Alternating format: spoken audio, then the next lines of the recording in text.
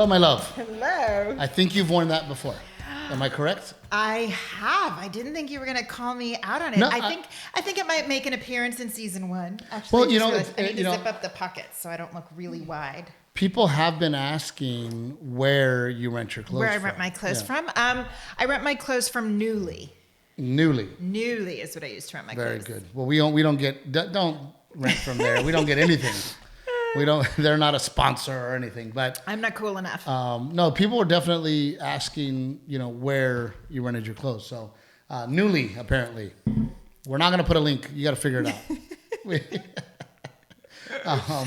But we do have amazing sponsors that we are happy to link to. Dude, you are so on the sponsors lately. I love it. Am I was going I? to go into it. Aztec Chevrolet. Yes. Aztec Chevrolet. Aztec Chevrolet. We love them. They have been absolutely freaking amazing. Big shout out to those guys. Michael Chester reached out and was going to buy a truck from them, and then it didn't work out. But thank you, Michael, for at least giving them a chance, giving them a shot. And then we have Old Salt Coffee. We've been doing wonderful with Old Salt Coffee, and they are giving us $1 for every bag of coffee you buy. So put in Trevino 10 when you buy coffee from Old Salt Coffee. That's a simple and easy one. Yep. You just order the coffee, you're going to drink it anyway. And if you get a $1 goes to subscription, vets. any subscription, a monthly subscription, you will get a challenge coin from us. Very beautiful challenge coin. So do that, please. And of course, Pick Cherries. We are a huge part of Pick Cherries, and we're pushing the hell out of it because it's growing. It's really growing. it is growing like crazy. There's over 250,000 hours of podcasts. So please download Pick Cherries. It is ad-free, and it could change our lives. So please, Pick Cherries, ladies and gentlemen. And then, Rick kind of threw me for a loop. Well, no, you know what I was thinking? I was just thinking like one of the clips of our podcast that's on Pick Cherries is the clip when I was pregnant, which now seems like so long ago.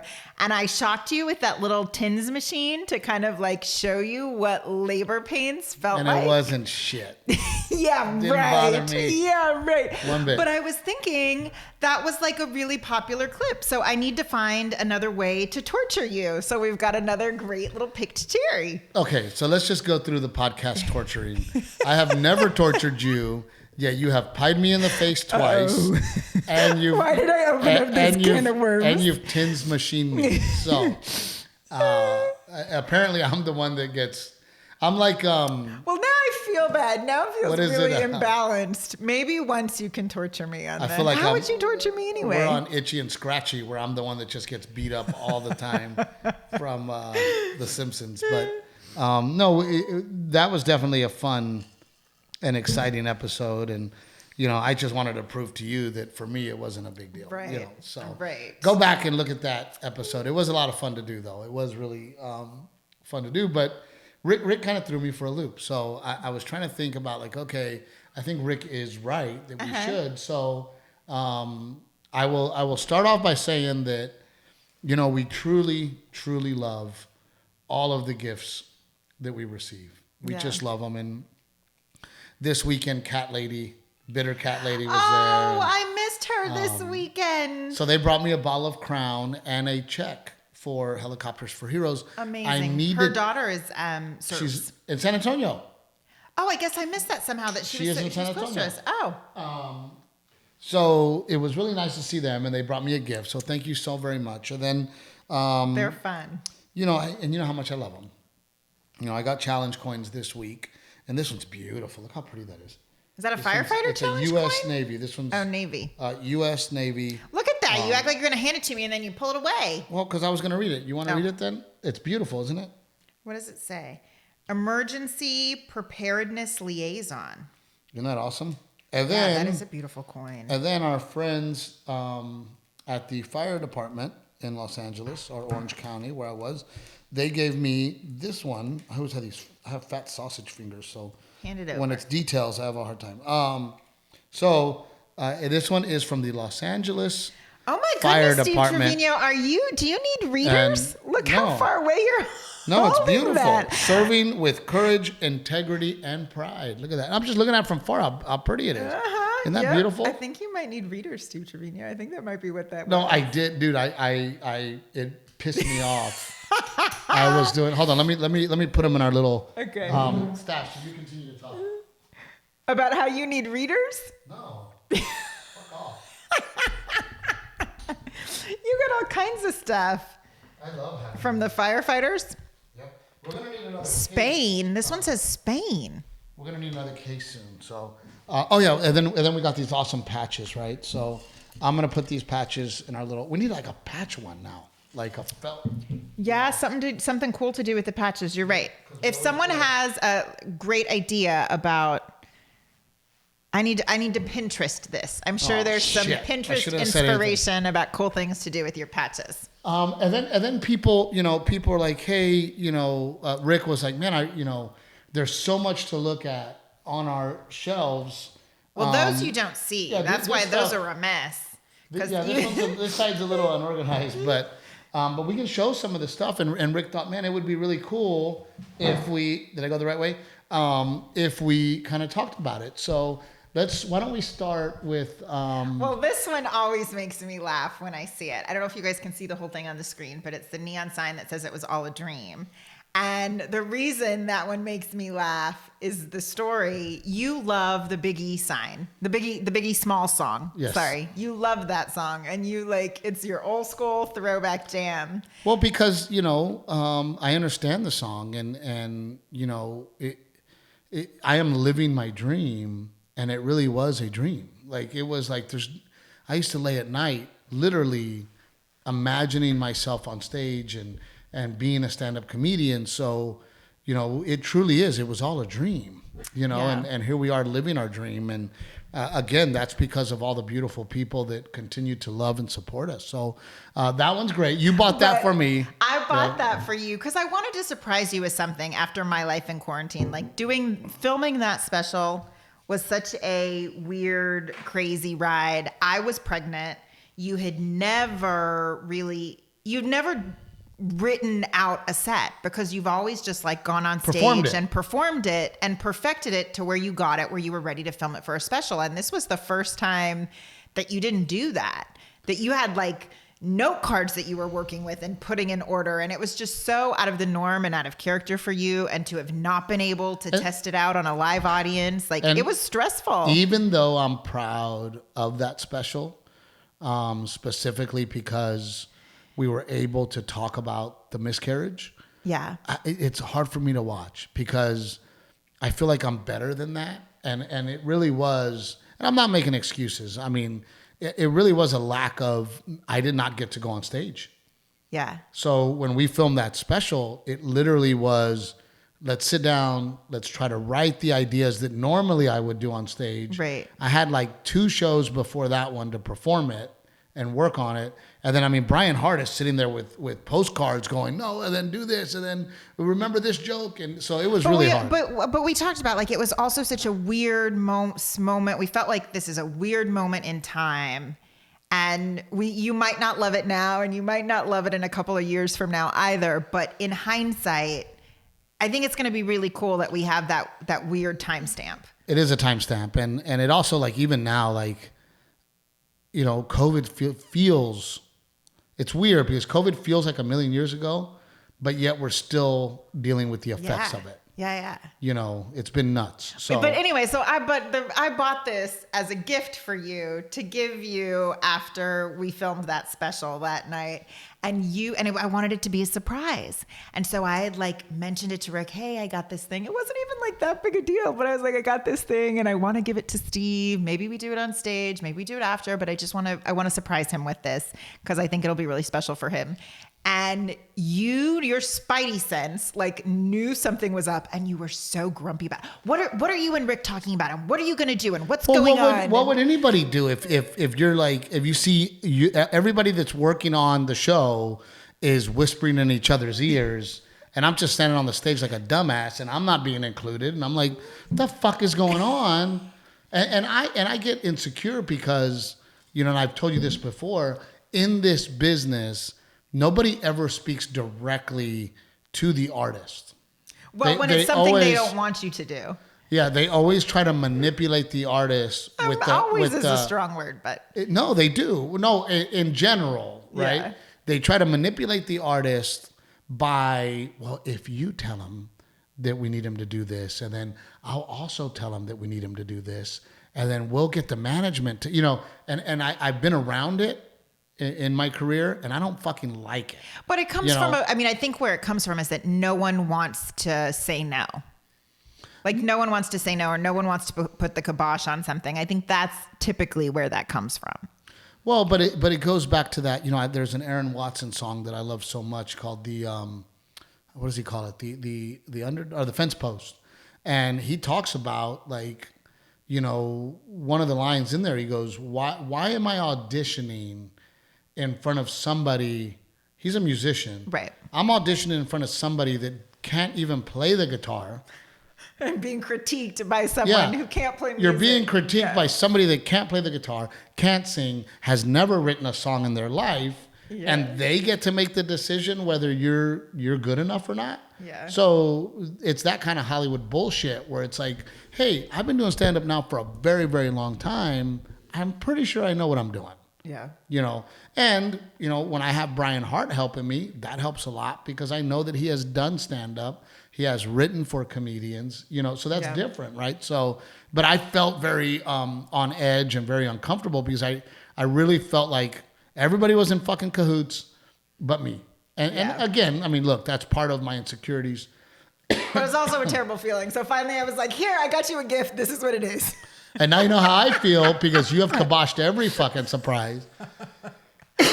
I love the fact that Renae and I got in a big argument last week, and she was like, "You don't appreciate me." And I'm like, "I just bought you a very expensive necklace, a bracelet." And she was like, "Oh, yeah, you did." And it was like, got it. Fucking got it. No. So, no, I do love it. And just so you know, that was one of those moments that you were so very thoughtful and really understand my brain and how I look at my career, how it truly is. It really was just a dream. Yeah. And now I get to live my dream. So that's why we have that. I felt like it had to go here. This was the place it belonged. Yes. In the podcast and then studio.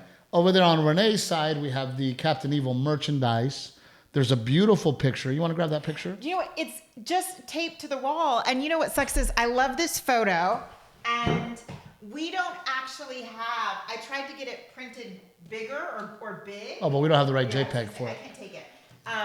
But it was me and you on stage after Till Death. Yes. And somehow I performed and gave her flowers. She didn't do shit. Well, you directed. You directed I didn't do shit. And then you wonder why I say you don't appreciate me. I wonder why I don't feel appreciated sometimes. But you did so much on that special. We worked so hard together on that special. And that was one where you were like, we're making it. And I was like, wait, is it going to happen? Well, I guess that was both of them. That's actually been more than one special where I've had that feeling. You're like, we're making it. And I'm like, okay, we're making it. Yes. It was, and that was the first special that Renae and I literally got to pick out and plan, and everything that we wanted, we were able to do. Yeah. And I think the special before that, it was kind of, well, we got to do what the production wants, or we got to do, we're within a certain budget or whatever. This special was conceived with us, created. We thought about it. How did we want to do it? Where did we want to do it? And we were able to accomplish it. So that's such a But we don't even, picture. someone else took that picture. Like someone took that picture. And so when I try and get it printed, it's like grainy and pixelated because we just posted, it was like a text picture that we posted on social. Oh, we stole it from somebody else's Instagram. Someone texted it to us. I wonder who took it. And so we don't have like the high digital file. And then there, above that is a picture of me and Garrett high-fiving on stage. It looks like we're at an improv. I want to say maybe Miami. Garrett has become quite the little performer himself, and he has gone from doing stand-up to singing. Yeah. So I love, I really love that we really do make what I do a we thing. And, people do notice that I say we because we have made it a whole family circus and everybody's involved. And then I went to, I did I don't think they can see that. Grab it. I did I did like this weird COVID show, and this is This was a gift. Do you want to read it, honey, in the back? What does it say? It's kind of hard to read. It says, "Thank you for all you do for my fellow veterans and making people laugh during these rough times. Joke." Is that the artist's name? Joke? Nope. Or that's who gifted it to you? It's from Elevate Event Center. Yes. They gave it to you when you performed there. Yep. Our family and crew at Elevate can't express the gratitude we have for performing at our venue. Also, supporting Helicopters for Heroes means the world to us. Our grandfather was the captain of the Navy, and my aunt fought in Desert Storm. I was raised on an Air Force base. So the Elevate family gave you that. Yes, isn't that beautiful? That's really cool, the Bill Murray. Yeah, little Bill Murray. Painting. So then we move over. We already talked about It Was All a Dream. And then, we'll put it back where we got it. Shoot. Oh, I have to get up again. Everyone sees my big old butt when I turn around. It's nice. People like it. And then this one, this is me and Brad Garrett. And I was going to say, maybe I hope. There we go. How do we get a good no? I have... There you go.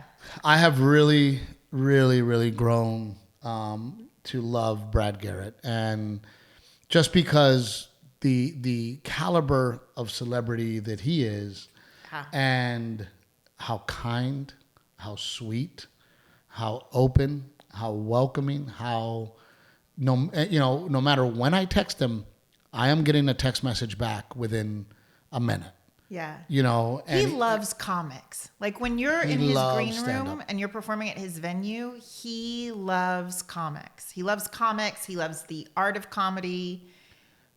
And what's cool when you go see Brad, so Brad Garrett's Comedy Club is in the MGM Grand, and they moved it upstairs, and it's really beautiful. I need to take you to go see it. Yeah, I haven't been since they moved it It up. is really beautiful. And by the way, his staff, the way he treats his staff, and I've just learned. Do the cocktail waitresses still have the same little? Yeah.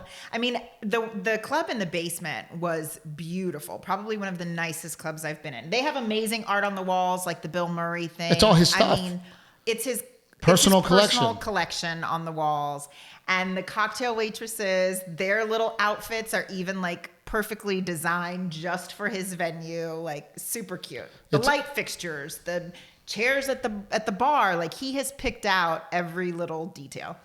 And I am friends with other celebrities, but not like I am with Brad. I mean, because Brad is a stand-up, and I know and have met, and we know each other's names, probably every single comedian that you can imagine, but I don't have a relationship with them like I do with Brad. And not only was Brad there at a time when I needed the money and needed to get booked. I mean, at one point, he was so nice and kind to book us 3 times a year sometimes so that I could feel weak, so that I could continue my dream. It was all a dream.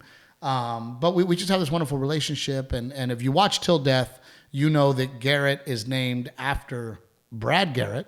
Which is not really Brad's actual legal last name. No, it's not. So we, if you go see Brad's show, Brad comes out and hosts the show. And then he does like 20 minutes up front.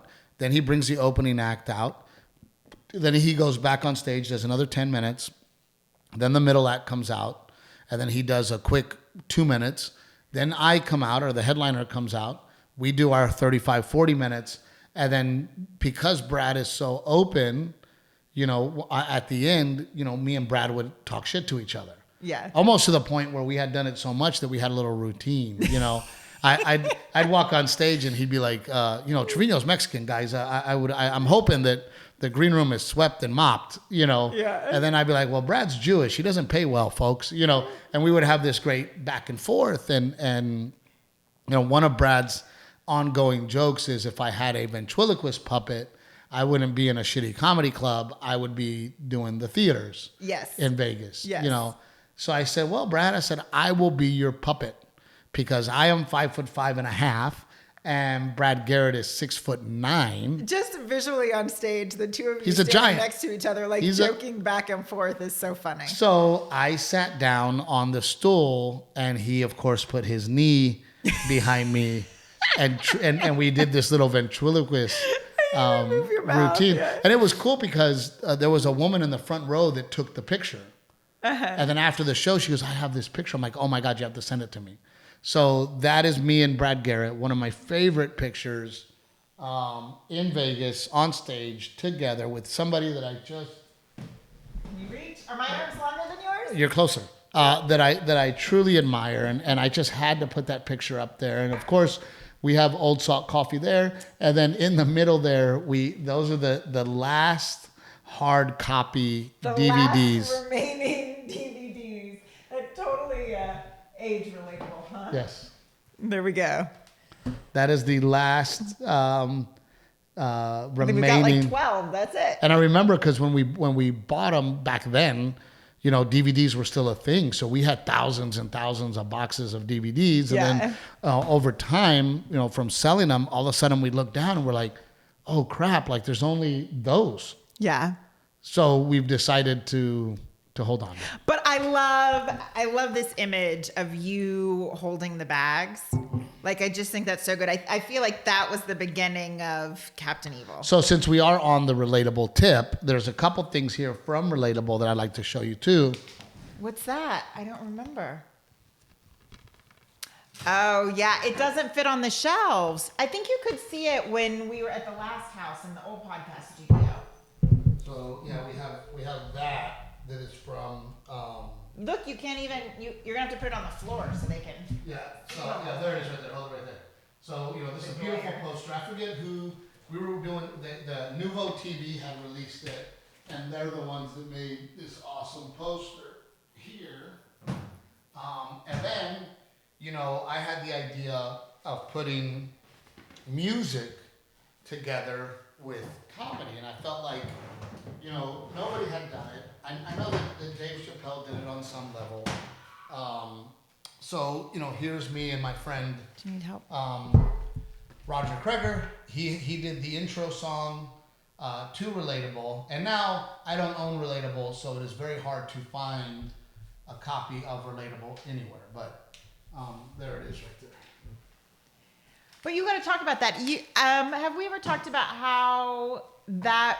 with that special, because Relatable was the one that was on Netflix, how you wanted to pick a song. Why Roger Kreger and why that song? Have you ever shared that story? No, go for it. I will grab a couple other things from we always go back and forth. Let's go through this real quick. Okay. And then we'll do that. But, oh my goodness. Your mama did this, I think. This was your mom. Fat Steve. Grandma Dora did that. Grandpa Joe's son. And I forget about this. Like, that was cool too, the way they actually printed on the CD. Yeah. Or the DVD. We don't own that one either. The person that owns it refuses to give us money for it. So we don't really promote it much.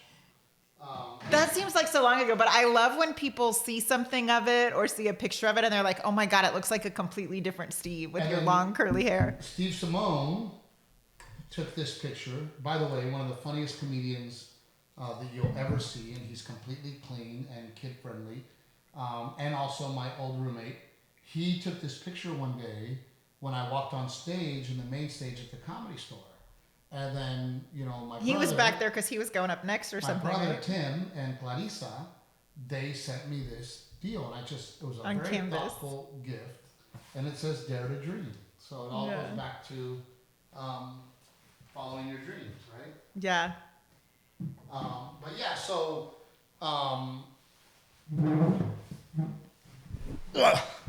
representing, going back to the Roger Kreger deal. Oh, and then grab that one because I think it's important. Oh, I can't reach that one I'll help either. I'm going to flash everyone my hoo-ha. So big shout out to Christina Ramirez because she came to visit us in LA. She knew I missed Texas, and she brought us this. That's really cool. Beautiful gold picture of Texas. When we lived in California, Texas was always such a getting back was always such a thing. Gary and that's Gary and Trisha. Yes. So we love the gifts. We absolutely love the gifts. And then of course, we talked about my display case of all of my challenge coins. Yeah. So that's I think that's. We have merch. Oh, Rochelle, who makes my beautiful Captain Evil cup. And then she made one for Delilah, the little one that says Captain Evil in training. And people can get these, I think, on your website now. We have them. She is making them, and they are on the website. Oh, they are, because I do get hit up quite a bit, and they always say, "Well, Renae doesn't respond. Can you help me?" And I'm yes. I believe they're on the website now. They are for sale on the website. So when we were able to start producing our own specials, we spent a lot of time talking about it, and we were like, okay, how do we celebrate our culture without me making fun of being Mexican American? Or even, I mean, we felt like we were walking a line of like, how do we show people that you are proud to be Mexican American, but also not beat people over the head with it, so that if that is not what people identify with when they watch you, they don't feel like they're excluded. And I also I always feel like that comedians are always punching down when it comes to the Latino culture.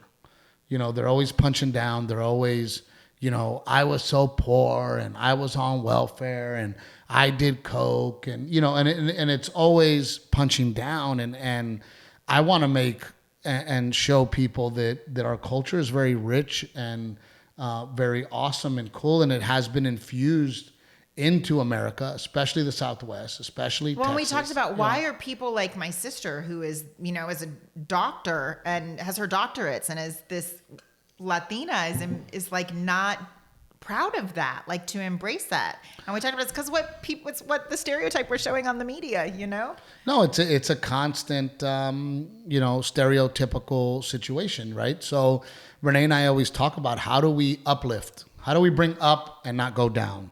And also try to show people, that, here's this guy, Roger Kreger, who is also Latino and Mexican American. He sings a very cool Tex-Mex version of Rancho Grande.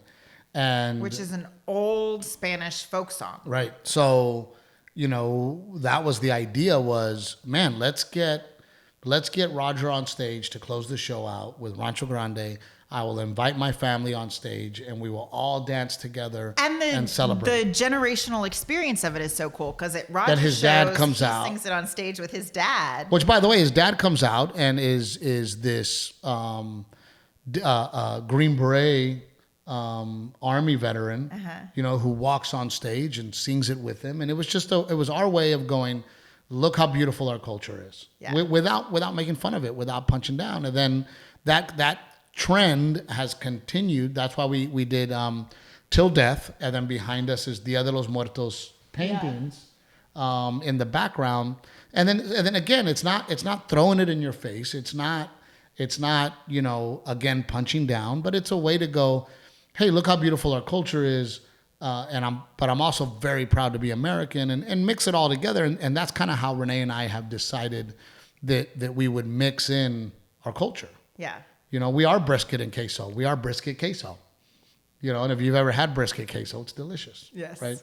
So that's a little deal. Any questions on that, Rick, that we didn't cover? No, I think that's everything.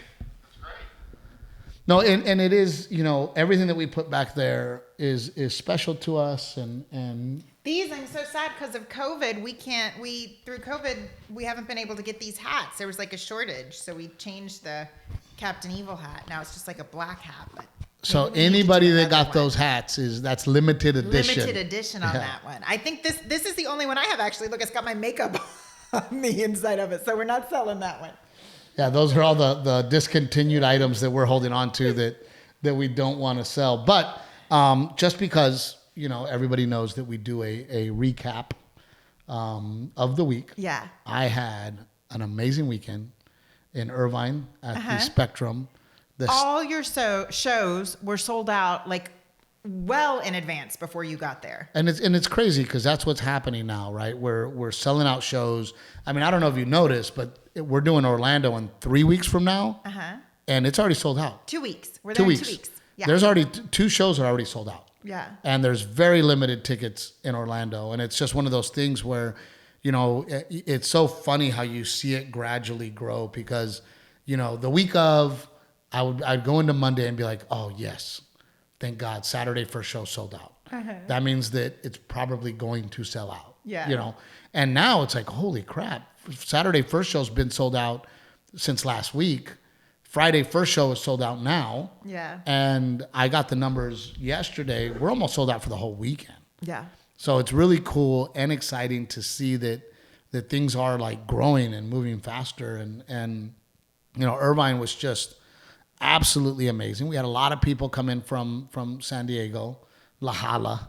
Yeah, you know, did you? Because we haven't done San Diego in so long, I know. and that's one of my favorites. And we were working on doing it, and it didn't work out, and it bums me out because San Diego is just a great town. Well, it's a great town, and it's a place that holds a special place in our heart. We almost named Garrett Diego.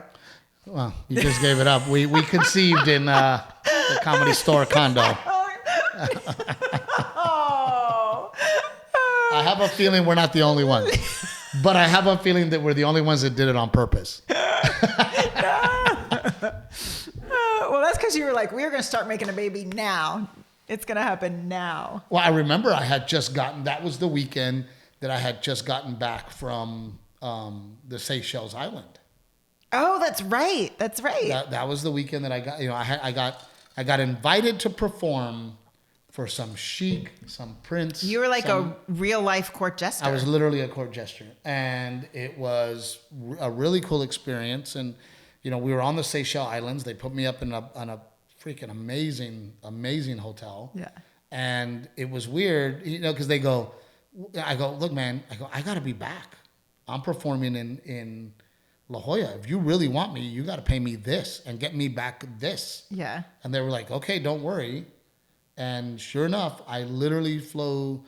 I was in the air more than I you was were actually there. Yeah. Because the flight was 16 or 17 hours to get there and 17 hours to get back. Yeah. And I literally got there, took a little nap, performed, woke up in the morning, and got back on a plane because I had to do La Jolla. Yeah. And knock you up. So I had to come back, knock my wife up so that we could have Garrett. But it was crazy. It was one of those crazy experiences. But we ended up with a couple of challenge coins from our friends there in Irvine. Yeah. Sold out all the shows. The club is amazing and beautiful. And Bitter Old Cat Lady came, and she came to visit. Donnie came. Uh-huh. And maybe, I don't know if I'm calling him out or not, but he broke the needle off Friday night. What is that? Oh, like had a little too much to drink? He was, we had to carry him from his truck into my room because Cousin Donald was just... Donnie is who the Batman joke is based off of. And I don't think I've ever filmed that joke. Oh, really? I don't think I ever have. And I was thinking about that. I'm trying to think. I don't think we've ever filmed it. And Rick would know because he's seen every fucking thing. Poor bastard has to sit through all the stuff we record. But I know, they all turn into a blur. We were on our way to go maybe to Vegas. It's got to be on a special. I don't think so. Me and Renae were on our way to go to Vegas. And Donald, like my dad calls him, Donald lives in Redlands, California. And he's a gearhead. He is a dirt bike, motorcycle guy. You should actually look him up. If you're into dirt bikes, this guy does the Baja. I mean, he gets on a dirt bike and follows professional dirt bike Baja guys. Yes. And takes beautiful photography. Amazing photos and amazing videos. And so we're on our way to Vegas, and we're like, well, we got to say hi to Donald, right? Mm-hmm. Which, by the way, I think I don't know him as Donald. When you say Donald, I think Donnie is one of my first friends that you met from Portland. Because he was living in Redlands, and we would always go visit Abel and party in Encinitas with Abel, right? So we stop at Donald's, and you got to quit calling him Donald. He's throwing me for a loop. He's got a great house, and Donnie's like, "Hey man, check this out!" And he's got a refurbished 1969 Porsche Carrera. He's got several motorcycles in his garage. He's got a lifted Jeep Cherokee in his garage, like an old one. And then we hung out with Donnie, and then we're like, all right, Donnie, I think we had lunch or something. We left, and we're driving away, and Renae goes, oh my God, Donnie's rich. And I go, what do you mean? And she's like, he has motorcycles. I don't think that's what I said. I think I said, what does Donnie do for a living? No, you said Donnie's rich. I remember. You go, he has like motorcycles and a Porsche and a truck. And I go, but do you see what he doesn't have? A U. Donnie is single. Donnie doesn't have pictures on the walls. Donnie doesn't have towels he can't touch. Donnie doesn't have pillows he can't sleep on. Donnie does not have candles he can't light. Donnie doesn't even know what the fuck Louis Vuitton is. So yes, Donnie doesn't have a you. And if I didn't have a you, I would be rich. And then that was the joke. So we would do it on stage. Rick, do you recall ever seeing that joke filmed? Not filmed, no. But you've seen it. I've heard it before. I don't know where. Probably in a conversation at some point. Yeah. But yeah, so Donnie was the inspiration for that joke. Donnie's And- living like Batman. That's what you would Yeah, say. and the joke, I would go, Donnie's over there living like Batman, and I'm over here with you, living, I forget what it was. But, it was really a funny observation, Yeah. But, Donnie showed up, and he took some pictures. One of the pictures I posted this week was one that Donnie I saw it on your sent me, Instagram. Yeah. But it was cool because I don't think I've ever had him on stage.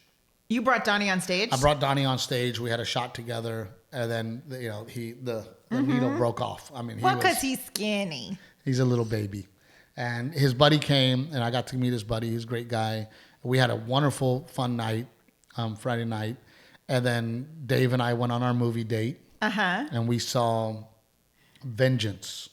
Oh, baby, I haven't seen adult previews. I saw a kids movie this weekend. It was good. So It I was saw kid previews. Ashton Kutcher, and this guy goes to Texas because the girl's family thinks that he's her boyfriend for some reason, and it all unfolds. It's kind of like an investigative mystery type. Comedy? There's some comedy in there. Yeah. I enjoyed it. I enjoyed it way more than Nope. Nope is terrible. Terrible. And Rick, last night, Renae and I finally finished The Gray Man, The Gray Man.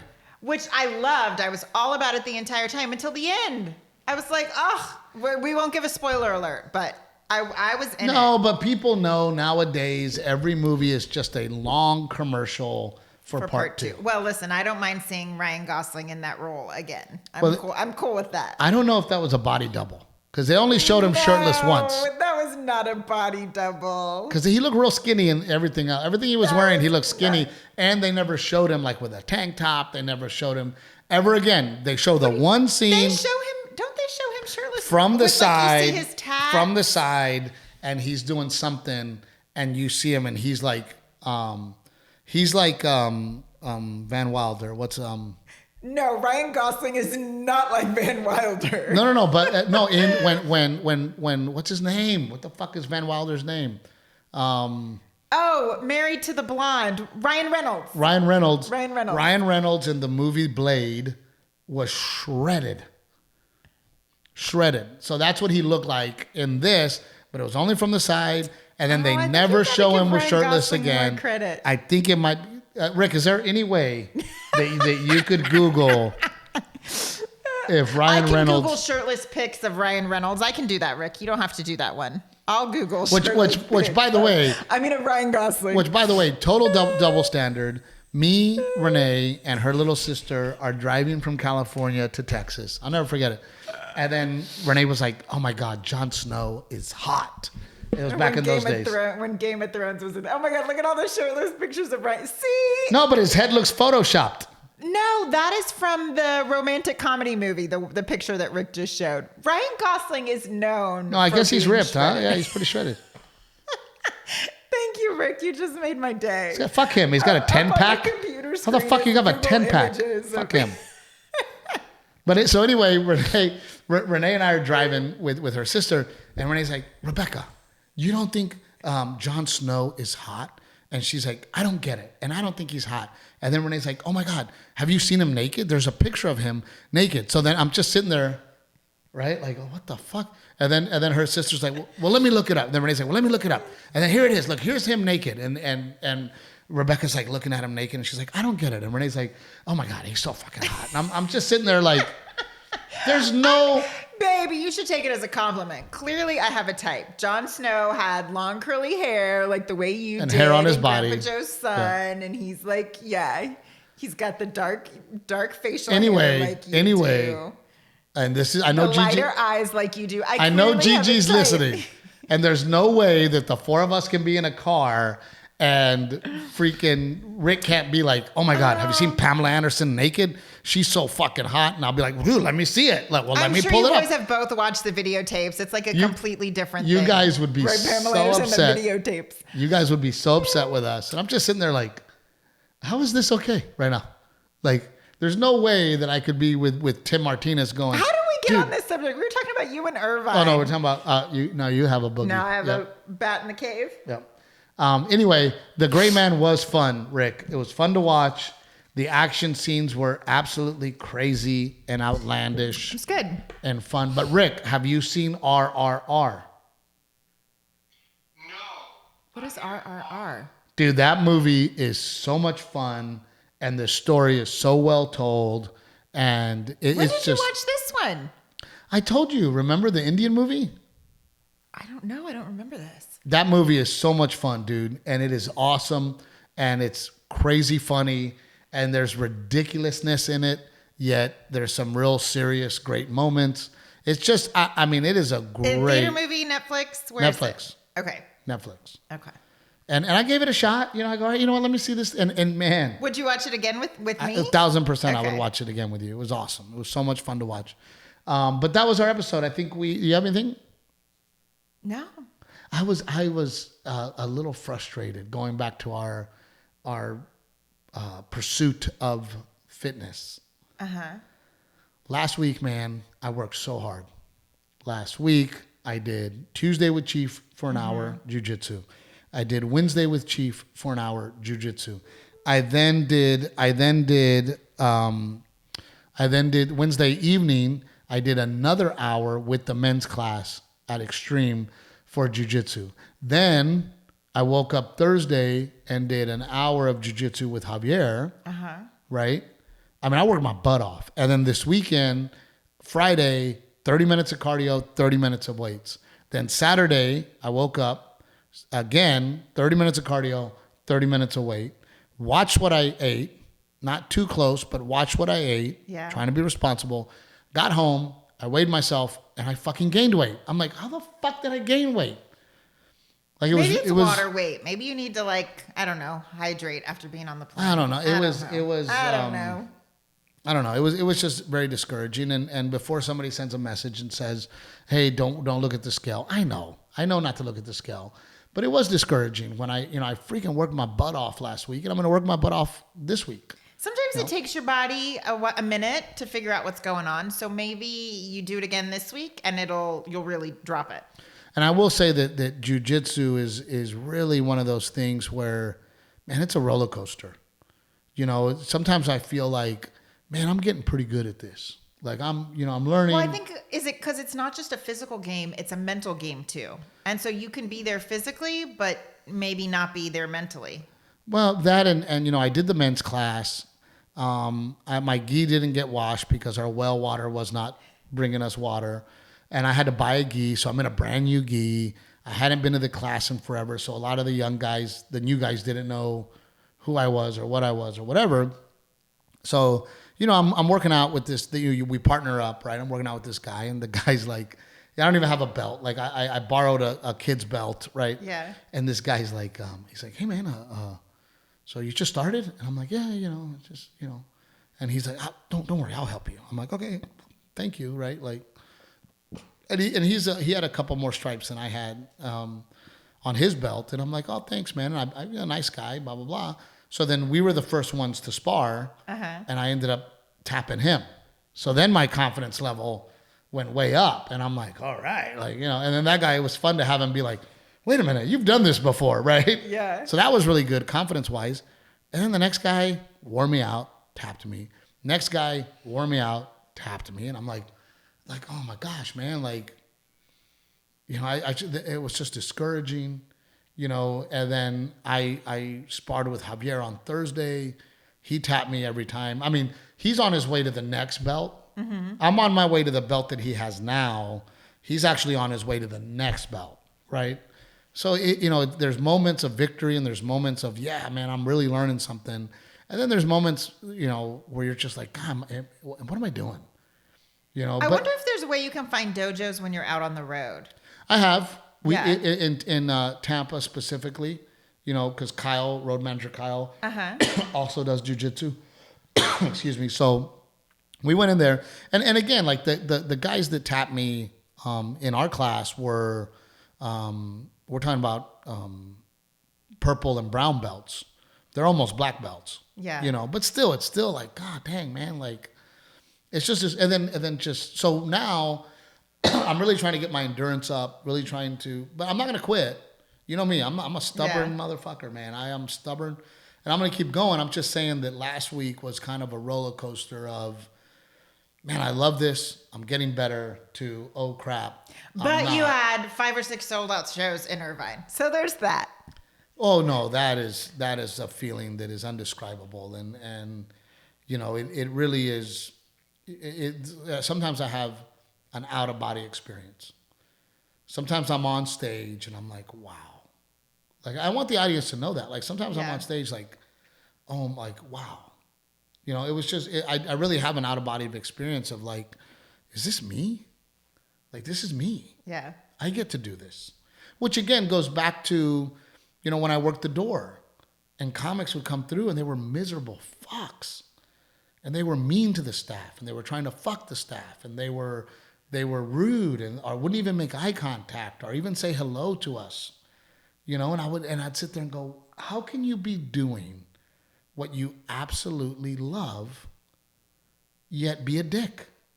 Oh, but you talk about like they don't pay you to get on stage. They pay you to travel. Like that's the hard part. The travel can be grueling. And like I'm bracing myself for you coming up. Like you're in Dallas on a Thursday, you're on Bakersfield on a Saturday, and then you're going to be in Atlantic City Friday, and then you're going to be in Atlantic City on Saturday. And you're literally doing this across all the over country. the country. Yeah. And I mean that's going to be grueling. I'm worried for you. It's tough. I mean, and again, to go through my week, it's a 3-day week, which I know a lot of people are going, Steve, come on. No, I get there Friday. I'm so excited to be there. I'm ready to go. I just got out, just started the road. Friday night's a lot of fun. We have drinks. Saturday, because it was a Sunday show, Saturday, watch a movie, great shows. Sunday's when it hits me. That third day of being in the room alone, I'm like, I guess I'll work out. I guess I'll watch Netflix. And it feels like the longest day in the world. I'm sorry. I don't mean to laugh.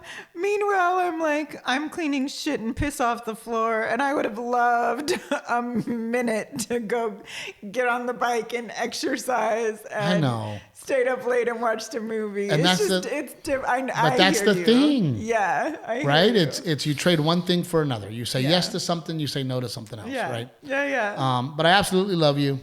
You look absolutely. No, you can't say it. I said it first. You look amazing in black because you are like a Black Widow. And I love you. And we are so excited for the upcoming shows. Thank you for the continued love and support. But we are forgetting to ask people to help us share the podcast, like the podcast. Yes. If you review it, that moves us up in the ranks. So please do that for us. Oh, yeah. I didn't think about that. We've never asked them to help review the podcast. And a lot of people have continued to ask me. I'm trying to find Captain Evil on Instagram. I would like to follow her. So give them your Instagram handle. Oh, the longest Instagram handle in the world. Okay, let me give you a minute to find your paper and your pen. And by the way, this is one of those moments too where I was like, Renae, that's too long. I go, you should just be the real Captain Evil. Simple. I think I don't know if it's probably, I don't know. So go, and by the way. But I have a name. Like, yes, I wear Captain Evil like a badge of honor, but I have a name. My name is Renae. And my Instagram handle is at I am Renae, spelled Renae, with an A. Because most people don't spell it that way. Renae. So my handle is I am Renae with an A. I am also Stephen Trevino's husband, aka Captain Evil. That's the whole thing. It's long as shit. I am Renae with an A. Join her on Instagram, especially if you want to see really, truly more behind the scenes, more about our home, more about home decor, more about DIYs. Renae does all of that on her Instagram, and she's very good at it. I am Renae with an A. So thank you so much, everybody. We will see you next time.